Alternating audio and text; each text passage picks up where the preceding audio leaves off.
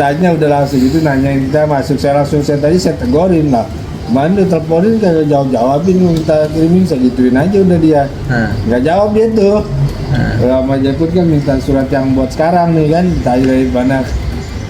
Jadi yang ahli kan, sinar jasa engineering ini kan, cariin sama dia suratnya nggak ada. Nah di berkasnya ditanya kan, mejanya begini nih, mejanya begini nih, staff dia nih, cewek. Tanyain mana berkas yang ini, kasih.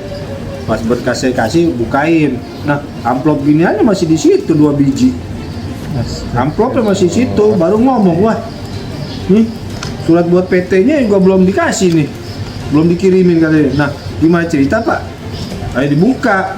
Nah, nanyalah dia sama itu. Terus pas buka-buka gini, nanyalah sama itunya, tanggal berapa yang kosong-kosong lagi gitu kan. Selasa apa Senin kata dia ada jam 11 kosong lagi. Nah, robain lah ininya. Terus Jepun kan nanya kan, surat kita udah jauh nih nganternya, bukalah dia berkasnya nih, terpaksa kan liatin permohonan kita kan dari tanggal 1 Maret. Udah ada disposisi dia di meja dia tanggal 3 Maret udah ada posisi dia di situ sampai ke meja dia udah tanggal 5 Maret udah ada itu. Nah, dari tanggal 5 Maret kirim lagi kan surat tanggal 1 April nih. Ini kan kayak gitu. Dari Maret 1 April kan baru bikin yang pertama kan. Kan nyampe di kita tanggal 8 buat acara tanggal 9 yang nggak bisa mepet lah, makanya minta nomor teleponnya. Terus nggak sengaja dia bukain gini lagi suratnya, surat dari PT nih. Ada lagi. PT itu udah ada surat kemarin tanggal 15 Maret diterima di sini ya 16 Maret. Udah ada entah surat apa dari PT, yang nggak apa-apa itu hak PT kan. Mungkin itu pas minta telepon dia hubungin PT kan, terus PT bikin surat deh kemari. Nggak tahu suratnya gitu. Tapi nggak apa-apa, biarin. Kan hak dia itu mungkin. Itu hak PT. Dia mau membantah, dia mau bikin apa terserah dia. Yang penting kita tetap ini adalah haknya daripada mantan karyawan yang tidak diapain. Cuman kan konyolnya ini udah buat suratnya ini kan tanggal 15. Kenapa ini kok sampai sekarang ini nggak dikirim? Tadi Jepun gitu, ini kan suratnya segera nih sifatnya nih. Kok sampai bisa kagak terkirim, malah dibekepin sama asistennya itu, sama anak buahnya.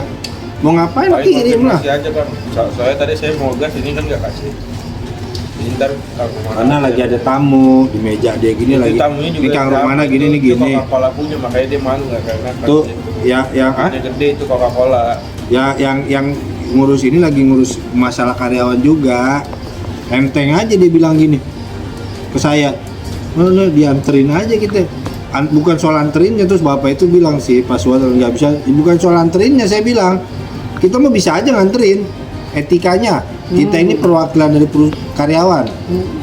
Masa ya kita nganterin ke perusahaan? Iya kan? Ini Ali. Iya. Itu Mana tangannya mana yang ini? Itu nggak potong loh, nggak cacat lah itu. Nggak bisa ngempel gini lah. Udah begitulah uratnya kan udah disambung-sambung. Oh masih dalam ya? Yang dicabut mahal itu. Titanium. Harusnya kan rencananya November tahun kemarin. BPJS kan bisa. Sendiri kan perusahaan. Udah mau dapat biayanya ya.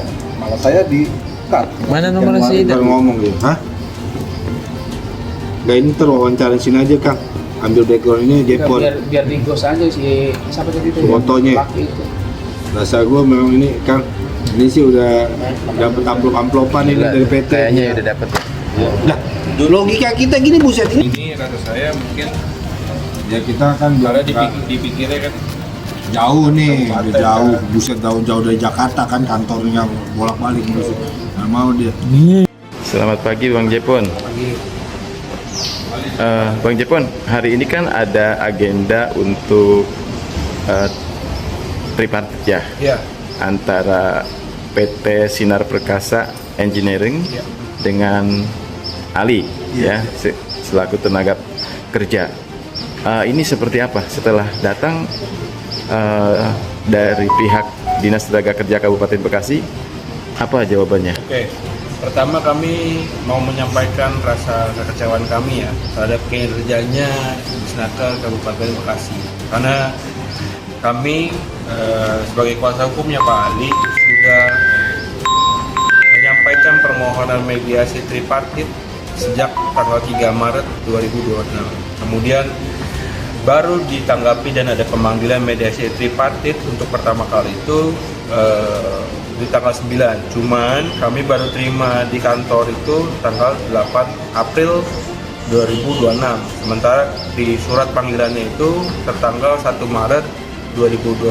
April 2026 dan sifatnya segera. Tapi baru dikirimkan itu ke kami berdasarkan resi JNE-nya itu tanggal 6 April 2026. Terus kemudian kami sudah menyampaikan juga ke mediator bahwa terlalu mepet, kami butuh waktu untuk persiapan segala sesuatunya. Akhirnya dijadwalkan lagi hari ini. Cuman ternyata setelah kami datang ke sini baru kami ketahui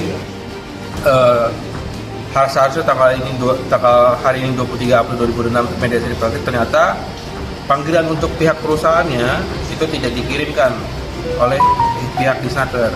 Itu ketahuan bahwa surat itu tidak dikirimkan dari mana itu, Bang? Karena barusan kami bertemu dengan mediatornya, Pak Suwanto itu, baru beliau menyampaikan bahwa beliau tidak mengirimkan ke perusahaan dan baru akan mengirimkan sore ini. Apa alasannya tidak? Tidak memberikan alasan apa-apa. Jadi mediasi tripartit ini dirubah jadwalnya, seharusnya hari ini jadi hari Senin jam 11. Tanpa memberikan alasan ya? Tanpa memberikan alasan yang jelas. Dan tidak juga memberikan alasan yang patut demi berdasarkan hukum gitu. Menyikapi hal seperti ini menurut Bang Jepon bagaimana? Rencana kami akan melanjutkan surat keberatan kepada kepala dinas supaya bisa ada perbaikan dari sistem kerjanya di sini. Iya.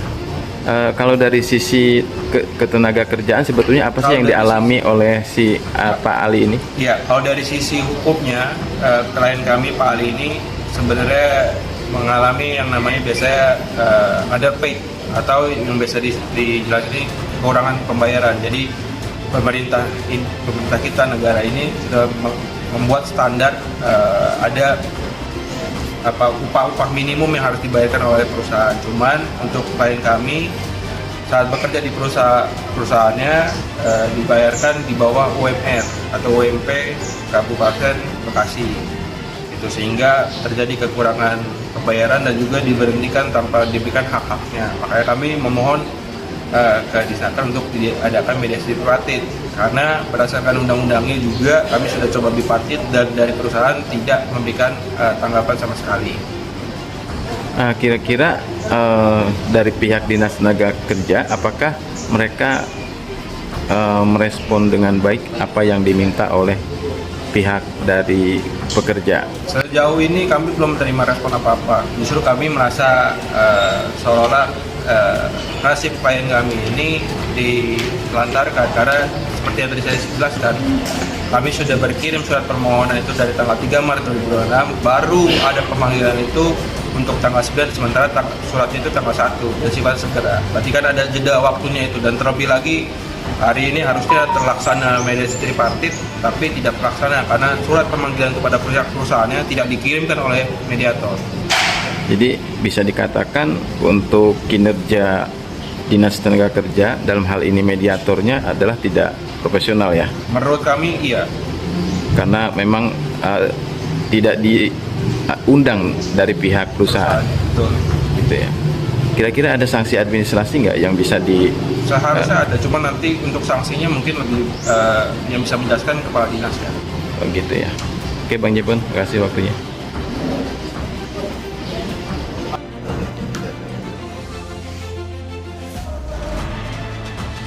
Selamat pagi.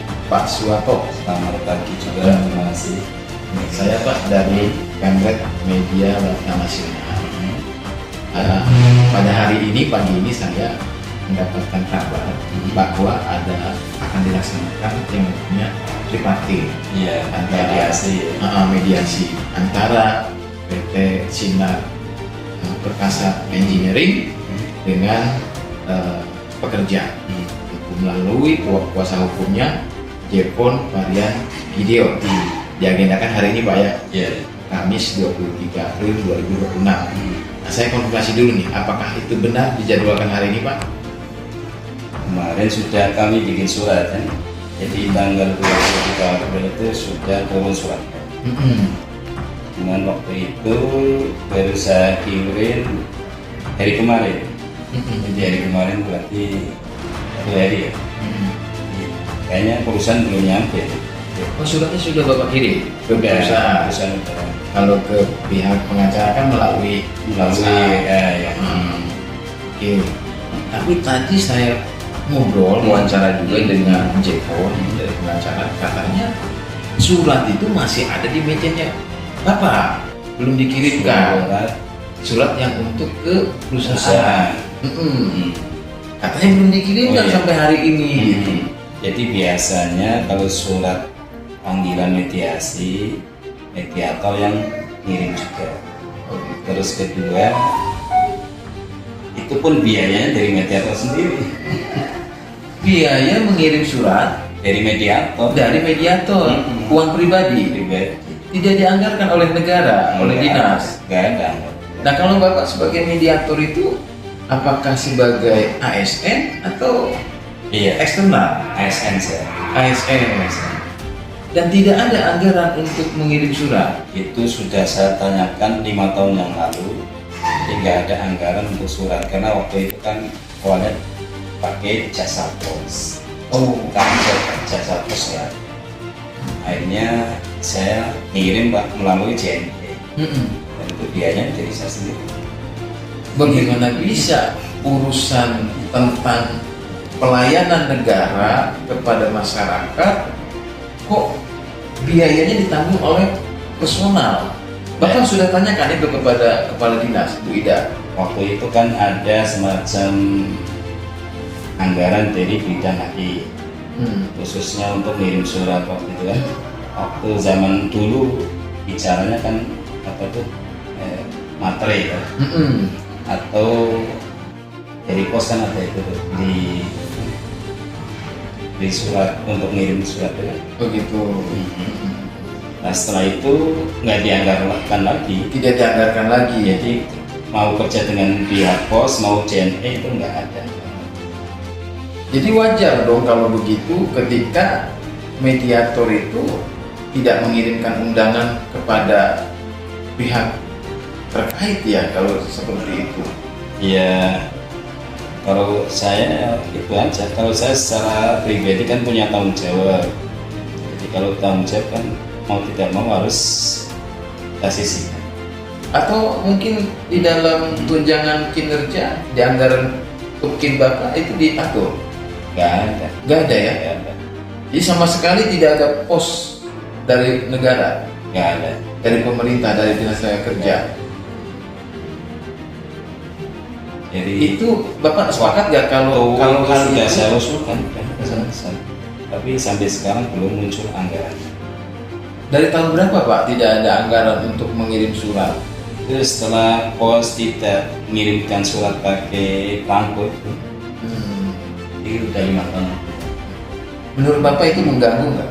Pasti. Mengganggu kinerja Bapak sebagai Pasti. mediator? Pasti. Pasti ya. Tapi mayoritas mediator kan punya tanggung jawab, sehingga mau tidak mau mediator harus menyisihkan gajinya untuk mengirim surat.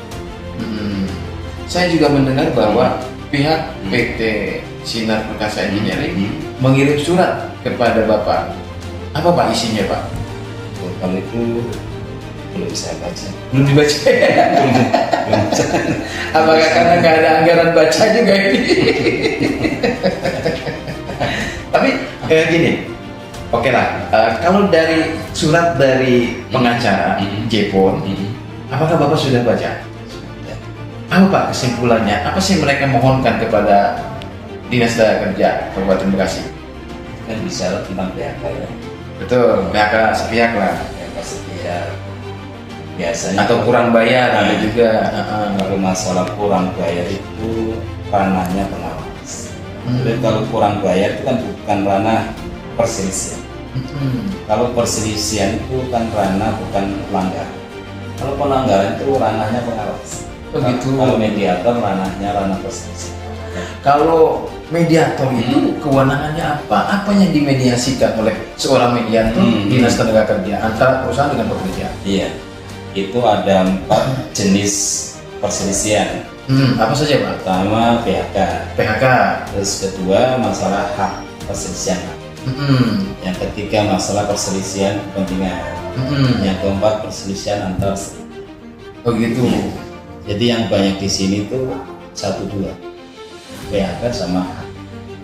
Misalkan hak normatif ya, haknya harus dibayarkan ternyata nggak dibayarkan, itu diperselisihkan. Atau hak PHK, PHK-nya sudah dilakukan tapi hak pesangonnya. Itu ranahnya di mediator. Kalau pelanggaran sudah jelas dituliskan di aturan tapi dilanggar itu pengawas. Jadi nggak usah dimediasi, nggak usah. Pengawas langsung tidak. Oh langsung tindak pengawas. Kayak katakanlah upahnya di bawah UMK. Oke, di bawah Itu kan UMK. udah aturan jelas. Jadi UMK itu kan upah minimal. Betul. Kalau di bawah upah minimum kan pelanggaran. Pelanggaran. Kalau pelanggaran itu nggak usah dimediasi. Kalau pelanggaran itu mau dimediasi. Jadi langsung ditindak saja oleh Ditindak pengawas. oleh pengawas. Jadi Apa tindakannya Pak yang bisa dilakukan oleh ya, pengawas? monggo saya nggak mencampur dulu urusan pengawas. Jadi intinya pekerja melaporkan pengaduan ke pengawas, dan pengawas harus datang ke perusahaan. Kalau ada pelanggaran itu ya minimal tekan perusahaan untuk membayar. Dalam kasusnya si Ali itu kan pekerja yang memang dia menurut pihak perusahaan itu katanya sudah habis kontrak, ya kan? Artinya berarti kan kontraknya berhenti dengan sendirinya ya, itu selesai gitu kan. Tapi memang dia tidak diberikan pesangon. Dalam pandangan Bapak, kalau orang habis kontrak seperti itu, pekerja habis kontrak seperti itu, apakah dia mempunyai hak untuk mendapatkan pesangon Pak? Itu Dia kerja dari 2000 kontraknya jelas ya, tanda tangan kontrak jelas. Selesai kontraknya Terus di per Januari. perjanjian kontraknya disampaikan sama pekerjanya. Ada sih. Ada. Itu tahun berapa? Kemarin terakhir habis kontraknya itu yang terakhir itu tahun 2025. Kalau kontrak bicaranya bukan pesangon tapi kompensasi. Kompensasi. Hitungannya seperti apa? Sejak dari adanya Omnibus Law ya, Cipta Kerja tahun 2020 sampai sekarang pesangon nggak ada di pihak kontrak. Jadi kalau PKWT pekerja kontrak itu selama setahun berarti dapat kompensasi 1 bulan. Kalau dari 2020 sampai 2025 kan 5 tahun, berarti 5 bulan upah kompensasinya. Ya. Kalau dia masuk di situ tahun berapa? Jadi dia masuk dari tahun 2022 ya. 2022 kalau ternyata 23. Tapi setiap 1 tahun atau setiap 6 bulan dia memang habis kontrak, sambung lagi gitu Pak. ya intinya kalau 1 tahun kontraknya berarti dia punya hak kompensasi 1 bulan. Oh 1 bulan upah. Kalau 5 tahun berarti 5 bulan. Mengacunya ke UMK atau UMK minimal kan UMK. harus mengacu ke sana? Iya. Kalau bayarnya kurang dari UMK kan itu dianggap utang, berarti pelanggaran. Oh jadi kalau tadi kurang bayar tadi dari UMK misalkan 5,4 kemudian dia hanya bayar 1,8 itu di dalam mediator, di dalam mediasi tidak dibahas. Kalau itu bicara PHK enggak. Jadi kalau kekurangan upah sebenarnya itu ranah pengawas. Tapi bisa nggak dibahas di dalam Bisa mediasi? nanti bisa anjuran menentukan bisa. Artinya Bapak sebagai mediator kan bisa menganjurkan. Ya. Cuman secara prinsip itu kan mediasi itu kan hal-halnya bukan pelanggaran. Kalau pelanggaran di mediasi gimana ceritanya? Kalau mediasi itu kan ranah nyari kesepakatan. Kalau pelanggaran disepakati kan bukan nggak boleh tuh. Pelanggaran kok disepakati. Pak Soto, tapi saya ini menarik ya. Ya. Bapak mungkin satu-satunya ASN yang berani bersuara dan jujur terhadap bobroknya, ya kan, administrasi di Dinas Tenaga Kerja Kabupaten Bekasi, terutama dalam hal tadi tidak adanya anggaran mengirim surat. Kok Bapak berani begitu? Apa udah nggak takut dipecat, Pak? Bukan masalah dipecat, itu kan untuk pelayanan prima. Kan bicara pelayanan prima kan. Iya. Kalau birokrasi pelayanannya nggak prima kan jadi masalah. Betul, Ya. karena itu memang betul Pak, itu kan pelayanan kepada masyarakat ya Pak ya. Masa kok tidak dianggarkan gitu? Kalau masyarakat yang dilayani kemudian dia berteriak kan gimana? Kan kena juga birokrasinya. Dan saya seringkali sering bersuara, Bekasi ini kan perusahaan terbesar di Indonesia. Betul, paling banyak, paling besar. Kalau saya ngebayangin gini Pak, Bekasi adalah ya kan katakanlah kota industri terbesar di Indonesia. Iya. Berarti kan paling banyak permasalahan hubungan industrialnya. Tetapi kalau melihat kenyataan seperti ini, ya kan, untuk mengirim surat saja tidak dianggarkan, dibebankan kepada mediator. Itu yang pertama, masalah pertama. Yang kedua, personil mediatornya juga dari 23 orang hanya ada 3 orang. Ini kan berarti bisa dipastikan pelayanan tidak bisa maksimal. tidak prima tadi gitu. Bapak sudah mengadukan kepada siapa saja tentang masalah ini? Sebenarnya ke dinas sudah, bahkan dinas Kepala dinas sudah disampaikan. sudah, bahkan kepala dinas sudah bikin nota dinas ke, sampai sekarang belum dengar responnya. Oh, gitu ya. Ya mediator nggak banyak, tinggal dipenuhi personel mediator, kemudian tunjangannya disesuaikan. Disesuaikan. Sekarang tunjangan mediator berapa Pak? Untuk Bekasi itu ada levelnya ya. Kalau level ahli mudanya sekitar 10 juta. kalau level ahli madya sekitar 10.600. Oh, beda-beda. Ya, jadi levelnya kan beda. Oh, jadi kayak wartawan juga, ada madya, ada utama. Oh iya, itu kan ada senioritas juga. Saya juga begitu Pak, kita Iya. jadi wartawan juga UKW-nya ada tingkatan madya, utama ya kan. Bapak sudah tingkat? Kalau saya Muda udah atau- tingkat madya, Sudah madya, udah golongan 4B. sudah golongan 4B. Masih lama pensiun Pak? Ya kurang lebih sekitar 6 tahun. Masih lama Pak. Nggak takut loh. Ini contoh ASN yang luar biasa menurut saya, tidak takut bersuara. Karena kalau memang mau bersih Bekasi ini harus seperti ini. Ya intinya kan ASN punya tugas pelayanan. Betul. Kalau melayani nggak maksimal kan jadi masalah. Nanti Iya. protes sama masyarakat. Betul. Nggak ya? Bisa demo kan? Hmm. Gitu. Bisa masyarakat buruh bisa berdemo berjilid-jilid kalau pelayanan dari Dinas Tenaga Kerja seperti ini. Iya, Kan bahkan begitu. saya memimpikan di Senaker Bekasi itu harusnya jadi dinas primadona. Bagaimana Pak? Jadi dinas primadona. Dinas primadona Ya, jadi dinas yang paling hebat di Bekasi harusnya. harusnya. Kayaknya Bapak yang cocok jadi kepala dinas ini. Soalnya Ya? banyak yang minta. Iya, karena Bapak jujur saya lihat ini. Enggak, kalau Ya saya kan? udah Ini perlu diperhatikan ini pemerintah pusat, ya kan? Bagaimana Bekasi tidak ruwet gitu kan? Ini baru satu dinas yang kita langsung tahu kenyataannya seperti Kalau ini. di Senaker memang saya sorot di situ harusnya jadi dinas primadona karena Bekasi itu kan industri terbesar. Ya, gimana nggak jadi contoh yang kabupaten yang lain ya? Harusnya itu bisa. Jadi orang datang ke Harusnya sini bisa. untuk jadi study banding ke sini. Nah, Yang saya apalagi heran juga, sekarang kenapa terpisah Pak antara unit penindakan, pengawasan dengan Dinas Tenaga Kerja? Kenapa menjadi dinas yang terpisah ya? Sebenarnya dinasnya sama, tapi wilayahnya beda. Wilayahnya saja. Iya. Oh, Itu- jadi mereka masih di bawah dinas tenaga kerja juga? ya tapi yang di Karawang provinsi, itu? tapi provinsi. Oh, tapi tingkat provinsi. Dan itu kebijakan dari pusat, Oh, begitu. kebijakan dari kementerian.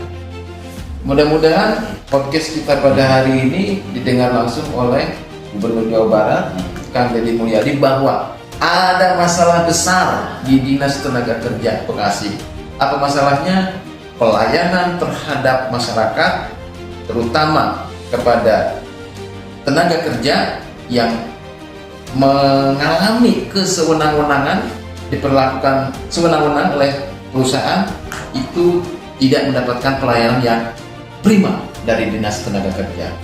Karena ternyata anggaran untuk surat menyurat atau mengirimkan surat panggilan untuk tripartit atau mediasi ini tidak ada di Dinas Tenaga Kerja Kabupaten Bekasi. Jadi slogan tentang Jabar Istimewa ini tentu tidak akan terrealisasi ketika masalah yang ada di Kabupaten Bekasi salah satunya adalah tidak segera diatasi. Dan banyak sekali masalah-masalah ketenaga kerjaan di Kabupaten Bekasi yang mangkrak di tengah jalan. Demikian, terima kasih Pak Suwarto waktunya. Iya. Mudah-mudahan Bapak sehat, Amin. sukses, segera menjadi kepala dinas. Oke Pak? Amin. Oke.